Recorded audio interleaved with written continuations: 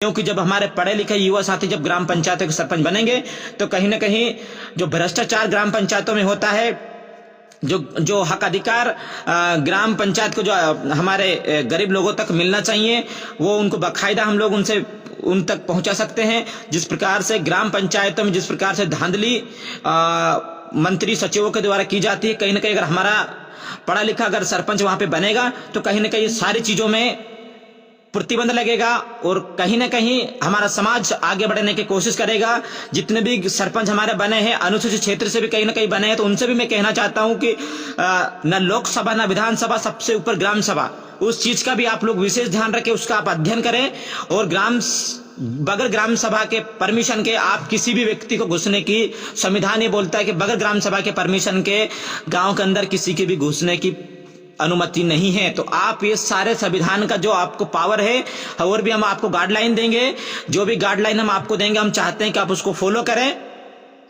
और जिस प्रकार से पहले के जमाने में चौपाल पर बैठकर जो कहीं भी जो हमारे आदिवासी समाज में जो मामला होता था उसको चौपाल के माध्यम से हम सुलझाने का काम करते थे, तो कहीं ना कहीं हमारे जितने भी सरपंच जीत के आए हैं हम उन सभी से निवेदन करेंगे, उनको गाइडलाइन करेंगे कि फिर से वही आदिवासी व्यवस्था हम फिर से लागू करेंगे कि जिस प्रकार से जो भी मामला होता था ग्राम पंचायतों में, हम लोग जिस प्रकार से हमारे बुजुर्ग आदिवासी जो लोग रहते थे वो जो भी मामला होता था थाना कचहरी तक नहीं पहुंचने देते और पूरी तरीके से गांव में चौपाल में बिठाकर उस मामले को सुलझा लिया करते थे। तो हम कहीं ना कहीं फिर से वही व्यवस्था लाने जा रहे हैं साथियों। कुछ कुछ जगह कुछ हमारे दलाल टाइप के, कुछ भड़वे टाइप के आदिवासी लोगों ने कुछ दारू लेकर, कुछ मुर्गे लेकर अपने वोट को बेचा है, वो हमें पता भी है।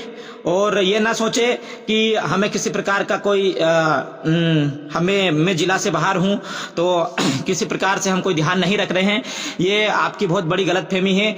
जहां से आदिवासी कितना वो होता है शायद आपको पता नहीं होगा। ये लोग जो लोग पटेल, जो जमींदार लोग, जो भाजपा कांग्रेस के लोग जो सोचते हैं कि यार इनमें बुद्धि नहीं है, मैं उनको बताना चाहता हूं इस देश के अंदर सबसे ज्यादा अगर किसी भी मामले पर अगर आगे रहा है तो वो आदिवासी रहा है। दूसरी बात, इस देश के अंदर कई वर्ष तक आदिवासियों ने राज चलाया है। सबसे ज्यादा अगर देखा जाए तो संघर्ष के मामले में आदिवासियों ने अंग्रेजों से किया है और अपनी जल जमीन जंगल को बचाने का काम किया है। तो आदिवासी पहले से ही एक संघर्षशील व्यक्ति रहा है। और दूसरी बात मैं आपको बता दूं कि अभी दूसरे और तीसरे चरण में मध्य प्रदेश के अंदर और भी बहुत सारे ग्राम पंचायत, जनपद पंचायत में, जिला पंचायत में चुनाव होने बाकी है। हम लोग वहां पर भी दमदारी से हम लोग चुनाव लड़ रहे हैं और किसी भी कंडीशन में हम लोग इस बार मध्य प्रदेश के अंदर पूरी तरीके से डंका आदिवासियों को बजाएंगे और पूरी तरीके से हम लोग जिसकी जितनी जनसंख्या भारी है उतना हमको हमारा अधिकार चाहिए। इस देश के अंदर 60 साल तक मध्य प्रदेश के अंदर 60 साल तक कांग्रेस ने राज किया, लेकिन अभी तक भी कहीं ना कहीं हमें 5वीं 6ठी अनुसूची के लिए, पैसा एक्ट के लिए धरातल पर संघर्ष करना पड़ रहा है। और जितने भी हमारे कहीं ना कहीं आदिवासी विधायक, चाहे भाजपा के हो चाहे कांग्रेस के हो, कहीं ना कहीं भाजपा के तो अधिकतर जो हमारे विधायक है कहीं ना कहीं एक कुत्ते की भांति हो गए। कहीं ना कहीं उनकी एक हालत जो हो गई, कुत्ते के गले में जिस प्रकार से पट्टा डाल दिया जाता है ना, उस प्रकार से इनकी भाषा बोल रहे हैं। ये कहीं ना कहीं आरएसएस की कठपुतली बनकर ये लोग काम कर रहे हैं, जो कि हम लोग बर्दाश्त नहीं करेंगे। ये देश आदिवासियों का है, आदिवासियों को, जो आदिवासी की इस मध्य प्रदेश में बात करेगा वही मध्य प्रदेश के अंदर राज करेगा। मैं ये बात सभी लोगों तक पहुंचाना चाहता हूं। पहले जो पटेल लोग अपने किसी हाली को खड़ा करके नहीं सरपंच बन जाया करते थे, किसी बरसोदिया को खड़ा करके वहां पर सरपंच बन जाया करते थे, लेकिन इस बार उनके कई लोगों के मंसूबे हम लोगों ने पानी फेर दिया है कि अब आदिवासी किसी प्रकार से इस्तेमाल नहीं होगा।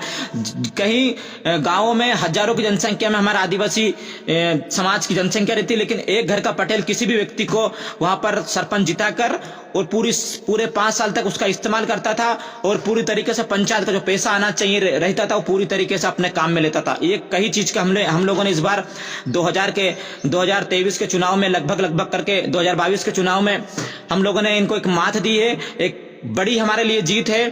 तो सभी साथियों से मेरा निवेदन है और जितने भी हमारे जो सरपंच प्रतिनिधि जीत कर आए हैं उन सभी को अग्रिम शुभकामनाएं। आशा करते हैं कि आप आदिवासी समाज के इस पीली क्रांति का आप ख्याल रखेंगे और जो हमारे आदिवासी महापुरुषों ने इस समाज के लिए जो कार्य किया है आप भी उसी के बनाए हुए रास्ते पर चलेंगे, हम ऐसी आशा करते हैं। और आने वाले समय में भी जो पहले जो दूसरे और तीसरे चरण में जो मतदान होना है उन सभी से भी मैं कहना चाहता हूं कि हम लोग भी वहां पर भी दमदारी से चुनाव प्रचार में उतरेंगे और पूरी तरीके से जहां भी जितना भी होगा हम हमारे प्रत्याशी को जिता कर लेकर जाएंगे। हम न किसी भाजपा न किसी कांग्रेस का समर्थन करते हैं, हम सिर्फ और सिर्फ आदिवासी समाज का समर्थन करते हैं। और जितने भी हमारे निर्दलीय प्रत्याशी चुनाव में उतरे हैं, मैदान में उतरे हैं, उन सभी लोगों का सपोर्ट करेंगे। साथियों, एक और विशेष बात, हरदा जिले के अंदर बड़े बड़े लीडरों ने पूरी तरीके से हमारे एक जय कुमार भाई जिला सदस्य में चुनाव लड़ रहे हैं, कविता जय कुमार भाई, उनको हराने के लिए पूरी ताकत लगा दी थी। लेकिन हमें अभी सूचना मिली है कि वो 5000 वोट से लगभग करके एक अजय बढ़त उन्होंने बना रखी है। तो उनको भी मेरी ओर से अग्रिम शुभकामनाएं हैं। और बहुत ही शानदार एक निर्दलीय प्रत्याशी ने हरदा जिले के अंदर वन मंत्री से लगा के, तो जो संजय शाह विधायक, बीजेपी विधायक, तमाम लोगों की कोशिश नाकामयाब रही। और जो हमारे युवा साथियों ने जो मेहनत करी, उनकी मेहनत कहीं ना कहीं आज रंग ला रही है। और युवा साथियों, आप चिंता ना करिए, आपकी मेहनत अगर इसी प्रकार से चलती रही तो चिंता ना करें, मध्य प्रदेश के अंदर हम इस पीली क्रांति का मुख्यमंत्री बिठाएंगे। उस मुख्यमंत्री बिठाने से हमें कोई नहीं रोक सकता, इस बात को मैं गारंटी के साथ कहना चाहता हूं। तो सभी साथियों को मेरा क्रांतिकारी जोहार, जिंदाबाद। आशा करता हूं कि आप सभी लोग इसी प्रकार से कार्य करेंगे जिस प्रकार से आप लोगों ने 5 साल तक कार्य किया है, समाज के हक अधिकार की लड़ाई लड़ी है, उसका कहीं ना कहीं आज ये फल है। तो कहीं ना कहीं हमारा जो फल है, आज अच्छी स्थिति में हम लोग पहुंचे हैं।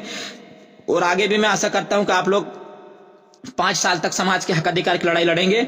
और जब आप खड़े होंगे तो कहीं ना कहीं समाज आपको वोट देगा, और वोट देगा तो आपको कहीं ना कहीं सरपंच, पंचायत, जनपद पंचायत, जिला पंचायत में आपको हम लोग भेजेंगे। वहां पर आप हमारी डंके की चोट से आवाज उठाना। सभी साथियों को पुनः मेरा क्रांतिकारी जोहार, जिंदाबाद। लड़ेंगे, जीतेंगे। जो मध्य प्रदेश में आदिवासियों की बात करेगा वही मध्य प्रदेश के अंदर राज करेगा। ना चलेगी बीजेपी और ना चलेगी कांग्रेस, अब वो चलेगी सिर्फ और सिर्फ पीली क्रांति। जिंदाबाद।